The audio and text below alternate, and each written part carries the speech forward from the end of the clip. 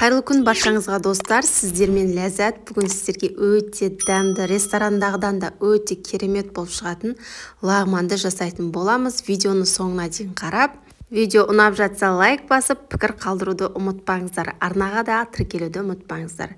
Ең әуелі біз лағманның қамырын илеп қоятын боламыз. Ол үшін бізге жылы суға тұзымызды салып, жақсылап араластырып, оның үстінен салып, жақсылап қамыр илейміз. Біздің лағманымыз жақсы болу үшін қамырымыздың июі қанып, иленуі маңызды. Сол үшін қамырыңызды жақсылап илеп болған соң 5-10 минуттан кейін тағы да қайтара илесеңіздер, қамырларыңыз бір келкі әдемі болып шығады. Қамыр илеп болған соң подливке кірісетін боламыз. Мен барлығын алдын ала турап дайындап алдым. Қалауынша ет және де 2 түрлі тәтті болгар бұрышы, пияз, сәбіз, пекинский капуста және де редька, яғни тұрыпты қосатын боламыз. Қазанымызға майды құйып, қызған соң етімізді салып, жақсылап, кішкене етіміздің түсі өзгергенше қуырып алатын боламыз. Содан соң пиязымызды салып, алтын түстес болғанша қуырып, екеуі қуырылып жатқан кезде соевый соус қосып жіберіңіздер.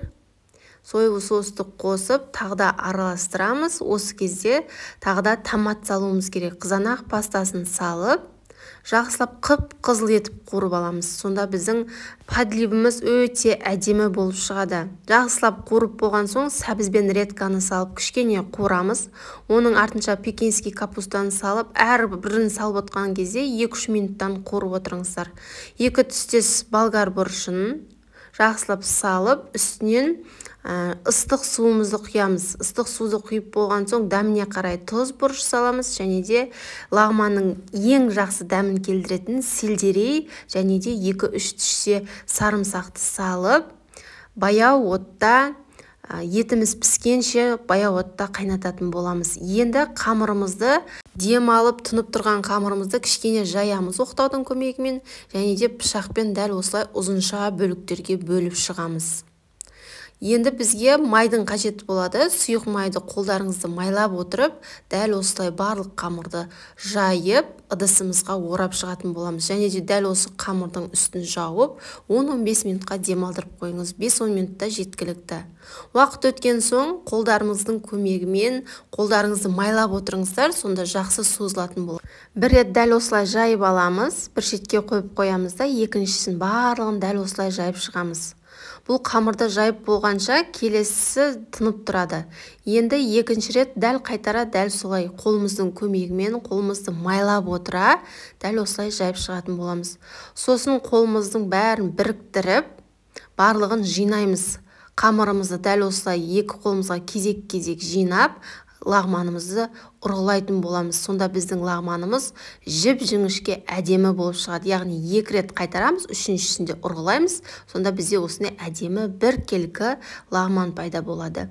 Барлығын дәл осылай қолымыздың көмегімен майды жақсылап қолдарыңызды майлап алсаңыздар, қамырымыз бір-біріне ешқашан жабыспайды. Барлығын дәл осылай үст-үстіне қойып жасай бересіздер. Жабысып кетеді деп ойламаңыздар. Сол себепті қолдарыңызды майлап отырыңыз. Міне біздің лағмандарымыздың барлық бір келкі өте әдемі болып шықты. Ең бастысы қамырымыз қатты болса, және де жақсылап майласаңыздар, лағмандарыңыз өте дәмді болып шығады. Енді қайнап тұрған ыстық суымызға лағманымызды саламыз да, шанышқының көмегімен айналдырып жіберсеңіз, қамырларыңыз бір-бірінен ашыла шығады. Енді суымызға дәміне қарай тұз салып жібересіздер кішкене, содан соң суды қайнатып лағманымызды пісіріп алатын боламыз. Мен де екінші бетте көріп тұрғандарыңыздай подливім уже дайын. Енді қамырымызды арнайы сүзгішпен сүзіп алып, тостағымызға салып, тостақтың үстінен кішкене май құйып жіберіп, жақсылап араластырып аласыздар. Сонда өте әдемі жылтырақ қамыр болып шығады. Енді осымен біздің лағмандарымыз дайын. Оны арнайы ыдыстарыңызға салып, үстінен подливін құйып ұсына бересіздер. Өздеріңіздің қалау бойынша аскөктерді бетіне құйсаңыздар да болады. Міндетті түрде дәл осы әдіспен жасап көруге кеңес беремін. Өте дәмді болып шығады, ресторандағыдан ешқандай да кем түспейді. Алдағы уақытта менің каналымда көптеген керемет рецепттер болады, оңай әрі қолжетімді заттармен. Сол себепті менің арнама тіркеліп, қоңырау белгісін басып қойды ұмытпаңыздар.